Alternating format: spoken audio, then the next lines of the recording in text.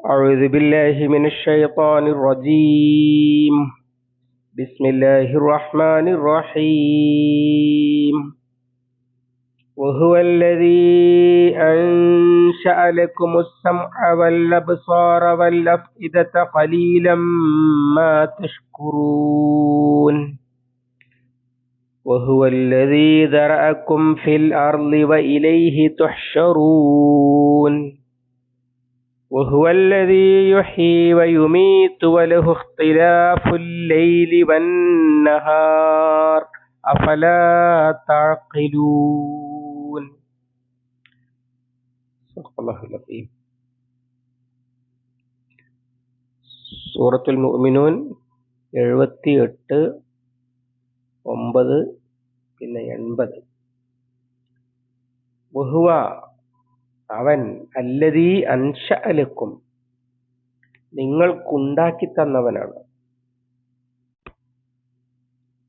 അസ്സംഅ വൽ അബ്സാറ കേൾവിയും കാഴ്ചകളും, വൽ അഫ്ഇദത ഹൃദയങ്ങളും അല്ലെങ്കിൽ മനസ്സുകളും, ഖലീലൻ മാ തഷ്കുറൂൻ നിങ്ങൾ വളരെ കുറച്ചു മാത്രമാണ് നന്ദി കാണിക്കുന്നത്. ഖലീലൻ കുറച്ചാണ്, മായ എന്നത് തഅ്കീദ് ഊന്നി പറയാനാണ്.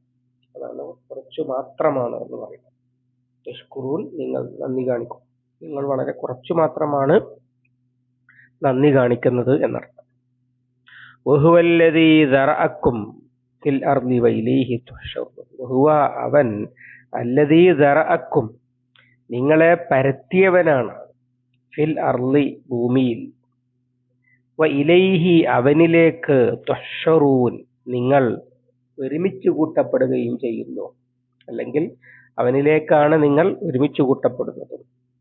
വഹുവ അവൻ അല്ലദീ യുഹ്യീ ജീവിപ്പിക്കുന്നവനാണ്, വയുമീത്തു മരിപ്പിക്കുന്നവനുമാണ്, വലഹു അവനുള്ളതാണ്, അല്ലെങ്കിൽ അവന്റെ നിയന്ത്രണത്തിലാണ് എന്നർത്ഥം.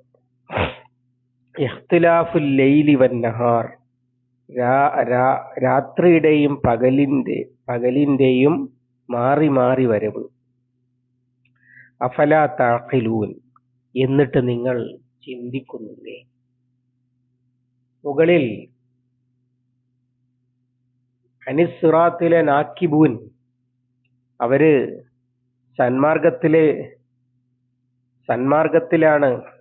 സന്മാർഗത്തോട് പിണക്കം അല്ലെങ്കിൽ അകൽച്ച ഉള്ളവരാണ് എന്ന് പറഞ്ഞു. ആ ആളുകൾ അവരെ സത്യത്തിലേക്ക് ആകർഷിക്കാൻ, അല്ലെങ്കിൽ അവരെ കൊണ്ട് സത്യം ചിന്തിപ്പിക്കാൻ അവരെ ചെറിയ ശിക്ഷ ദുനിയാവിൽ നിന്ന് കൊടുത്തിട്ട് നടക്കില്ല. അതുപോലെ അവർക്ക് വലിയ ഗുണം ചെയ്തത് കൊണ്ടും നടക്കില്ല. പിന്നെ ഇത് യാഥാർത്ഥ്യമാണ് എന്ന് അവർ അംഗീകരിക്കൽ എപ്പോഴാണ്? അത് പരലോകത്തെ കടുത്ത ശിക്ഷ നേരിട്ട് കാണുമ്പോഴാണ്. അപ്പൊ അവർ നിരാശരാകും, അഥവാ അപ്പൊ അത് വ്യാജമാണെന്നൊന്നും പറയുകയുമില്ല. യഥാർത്ഥത്തിൽ ഈ ഗതികേട് അവർക്ക് ഉണ്ടാകുമായിരുന്നില്ല അവർ നേരത്തെ ഒന്ന് ചിന്തിച്ചിരുന്നെങ്കിൽ. കാരണം ചിന്തിച്ചാൽ മനസ്സിലാക്കാൻ പറ്റുന്ന വസ്തുക്കളും വസ്തുതകളും അവരുടെ കൂടെ തന്നെ ഉണ്ട്. അതിൽ ചിലത് എടുത്തു പറയാണ്. വഹുവല്ലദീ അൻശഅ ലക്കുമുസ് സമഅ വൽ അബ്സാറ വൽ അഫീദ അവരാക്കുന്നത് കേൾവിയാണ് ഒന്നാമത്തത്. മനുഷ്യന്റെ ഭാഷ, സംസ്കാരം ഇതൊക്കെ മനുഷ്യനിലേക്ക് വരുന്നത് കേൾവിയിലൂടെയാണ് ആദ്യം. അതുകൊണ്ടത് ആദ്യം പറഞ്ഞിരിക്കുന്നു. നമ്മൾ മലയാളിയുടെ കുട്ടി മലയാളി കുട്ടിയാകുന്നതിന്റെ കാരണം കേൾക്കുന്നത് മലയാളമാകുന്നത് കൊണ്ടാണ് ആദ്യം. അങ്ങനെ ആ കേൾവിയാണ്, അള്ളാഹു തന്ന കേൾവിയാണ് നമ്മളാക്കുന്നത്. അതുപോലെ പിന്നെ നമ്മുടെ കാഴ്ചകളാണ്. ആ കാഴ്ചകൾ ചുറ്റുപാടുമുള്ളത് കാണാനുള്ള കഴിവ് ഉണ്ടാക്കി തന്നത് അള്ളാഹുവാണ്.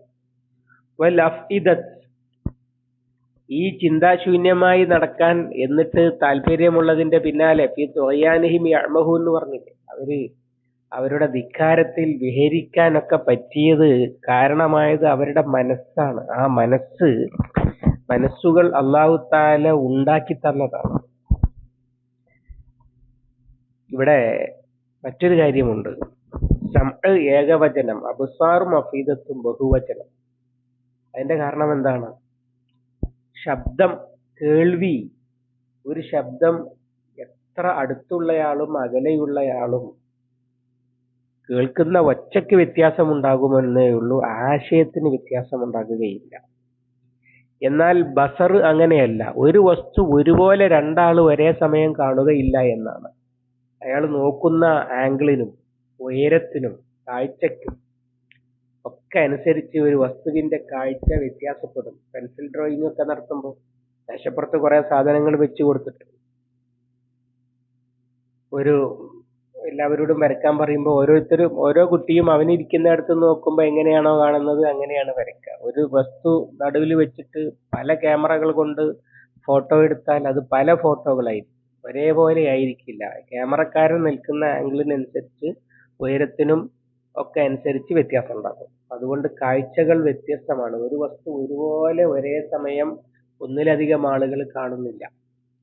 വൽ അഫ്ഇദത്ത്, മനസ്സ്, ചിന്താഗതികളും അങ്ങനെ തന്നെയാണ്. ഒരാൾക്ക് വളരെ സന്തോഷം തോന്നുന്ന ചിന്ത വേറൊരാൾക്ക് ദേഷ്യം പിടിപ്പിക്കുന്ന ചിന്തയായിരിക്കും. മാനസികാവസ്ഥയ്ക്കും ഉണ്ടാകും ഈ വ്യത്യാസങ്ങളൊക്കെ. ഇവയിലൂടെയൊക്കെയാണ് നമ്മൾ വ്യത്യസ്ത മനുഷ്യരാകുന്നത്, അല്ലെങ്കിൽ നമ്മുടെ വ്യക്തിത്വം രൂപപ്പെടുന്നത്. കേൾവി, കാഴ്ച, ചിന്ത. എന്നിട്ട് ഖലീലൻ മാ തഷ്കുറൂൻ, ഇതൊക്കെ ഉണ്ടാക്കി തന്ന റബ്ബിന് ഞാൻ തിരിച്ചെന്താണ് കൊടുക്കുന്നത് എന്നൊന്ന് ആലോചിച്ചിരുന്നുവെങ്കിൽ, ജീവിതത്തിൽ ഇങ്ങനെ തൊഴയാനിഹിം യഅ്മഹൂൻ ആയിട്ട് വിഹരിക്കുമ്പോ ഇതൊക്കെ ആസ്വദിക്കുവാനുള്ള ശേഷി എനിക്ക് ഉണ്ടാക്കി തന്ന പടച്ച തമ്പുരാന് ഞാൻ എന്താണ് കൊടുക്കുന്നത് എന്നൊന്ന് ആലോചിച്ചിരുന്നെങ്കിൽ, ശിക്ഷ വരുമ്പോ മാത്രം ബോധം വന്ന് നിരാശനായി നിലവിളിക്കേണ്ട അവസ്ഥ. മുകളിലും പറഞ്ഞല്ലോ, അവർ തെജറൂൻ, അത് നിങ്ങൾ നിലവിളിക്കുകയാണ് ചെയ്യാന്ന്. അങ്ങനെ നിലവിളിക്കേണ്ട ഒരു അവസ്ഥയും ഉണ്ടാകുമായിരുന്നില്ല എന്ന് സൂചിപ്പിക്കാനാണ് ഇവിടെ ഇത് പറഞ്ഞത്. ഇനിയുള്ളതും അത് തന്നെയാണ്. വഹുവല്ലദീ ദറഅക്കും ഫിൽ അർളി വഇലൈഹി തുഹ്ശറൂൻ, അവനാണ് നിങ്ങളെ പരത്തിയതും അവനിലേക്കാണ് നിങ്ങൾ ഒരുമിച്ച് കൂട്ടപ്പെടുന്നതുമെന്ന്. അഥവാ ഈ ഭൂലോകത്ത് മനുഷ്യർ ഇങ്ങനെ പെരുകിയത് എങ്ങനെയാണ്? അത് അള്ളാഹുവിന്റെ തീരുമാനപ്രകാരം അവൻ നിശ്ചയിച്ച വ്യവസ്ഥ പ്രകാരവുമാണ്. സ്വാഭാവികമായും മനുഷ്യൻ അതിൽ നിന്ന് മനസ്സിലാക്കണമായിരുന്നു ഈ ചിക്കിയവൻ ഇത് വാരുകയും ചെയ്യുമെന്ന്. അങ്ങനെയാണല്ലോ, പാടത്ത് ഉഴുതുമറിച്ച് നിരപ്പായി കൃഷി പരത്തി വെച്ച ചെടികളിൽ ഒരു ചെടി വിശ്വസിക്കുകയാണ് ഇതിവിടെ താനെ ഉണ്ടായതാണ്, ഇത് വിളഞ്ഞാലും കൊയ്യാനൊന്നും ആരും വരൂല്ല, ഇത് ഇവിടെ തന്നെ അങ്ങ് വീണടിഞ്ഞു പോകുമെന്ന്. ഒരു പാടത്തെ നെൽച്ചെടി, ഗോതമ്പ് ചെടി, അല്ലെങ്കിൽ ഒരു തോട്ടത്തിലെ വിളയിലെ ഒരു ചെടി ഒക്കെ ചിന്തിക്കുന്നത് എന്തുമാത്രം വിഡ്ഢിത്തമാണ്. ഒരു പാടത്ത് ഒരുത്തൻ വിതച്ചിട്ടുണ്ടെങ്കിൽ അത് ഉറപ്പാണ്, അത് വിളഞ്ഞാൽ അവൻ കൊയ്യാനും വരുമെന്ന്. എന്നതുപോലെയാണ് ഈ മനുഷ്യന്റെ കാര്യവും. മനുഷ്യനെ അള്ളാഹു താല പരത്തിയിരിക്കുകയാണ്. സ്വാഭാവികമായിട്ടും തിരിച്ച് അവൻ തന്നെ അത് കൂട്ടുകയും ചെയ്യും എന്ന് ആലോചിച്ചാൽ തന്നെ മനസ്സിലാക്കാൻ കഴിയുമായിരുന്നു. അങ്ങനെ അത് ആലോചിച്ചിരുന്നെങ്കിൽ നിങ്ങൾക്ക് പരലോക നിഷേധികളാകേണ്ടി വരികയില്ലായിരുന്നു എന്ന് സൂചന.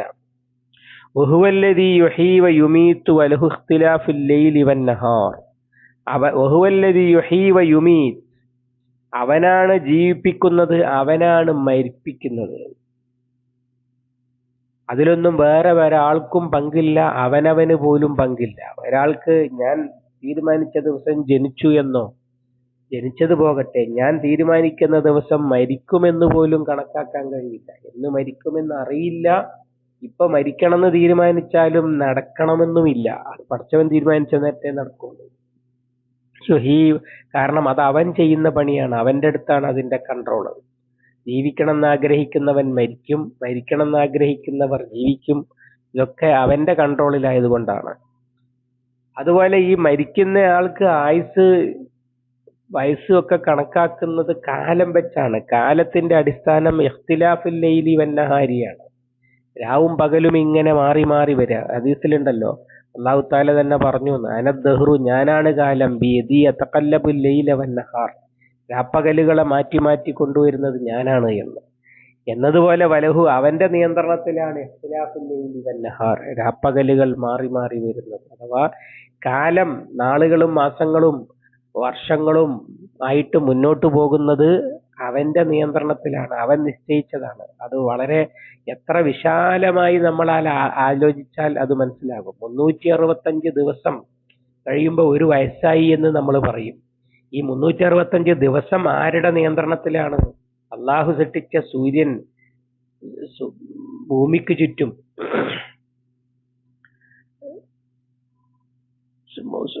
ഭൂമി സൂര്യന് ചുറ്റും ഒരു തവണ വലം വെക്കുമ്പോൾ അള്ളാഹു നിശ്ചയിച്ച സമയത്തിനനുസരിച്ച് കണക്കാക്കുന്നതാണ് ഈ കൊല്ലം എന്ന് പറയുന്നത്. ഇപ്പോൾ സയൻസ് പറയുന്നത് എല്ലാ ഗ്രഹത്തിലും ഒരേ കൊല്ലമല്ല, ഭൂമിയിലെ ഒരു കൊല്ലമാണ് ഈ പറയുന്ന 365 ദിവസം എന്ന് പറയുന്നത്. അങ്ങനെ അള്ളാഹുവിന്റെ സംവിധാനങ്ങളിലൂടെയാണ് മനുഷ്യൻ ചെറിയവനും വലിയവനും മുതിർന്നവനും ഒക്കെ ആകുന്നത്. അങ്ങനെ കാലം തീരുമാനമാകുമ്പോഴാണ് അവൻ മരിക്കുന്നത്. അതൊക്കെ അവന്റെ നിയന്ത്രണത്തിലാണ്. അഫലാ തഅഖിലൂൻ, നിങ്ങൾ ഇതൊന്നും ചിന്തിക്കുന്നില്ലേ? നിങ്ങൾ ഇങ്ങനെ വിഹരിക്കുക മാത്രമേ ചെയ്യുന്നുള്ളൂ, അല്ലാതെ ഇതൊന്നും സ്വയമെന്ന് ആലോചിച്ചുകൂടെ നിങ്ങൾക്ക്? എന്നാൽ ഈ അവസാനം പരലോകത്തെ ശിക്ഷ കാണുമ്പോൾ നിലയും വിളിയും കൂട്ടേണ്ട അവസ്ഥ ഉണ്ടാകുമായിരുന്നില്ലല്ലോ എന്ന് സൂചന. അതിനു വേണ്ടിയിട്ടാണ് ഇവിടെ പറയുന്നത്.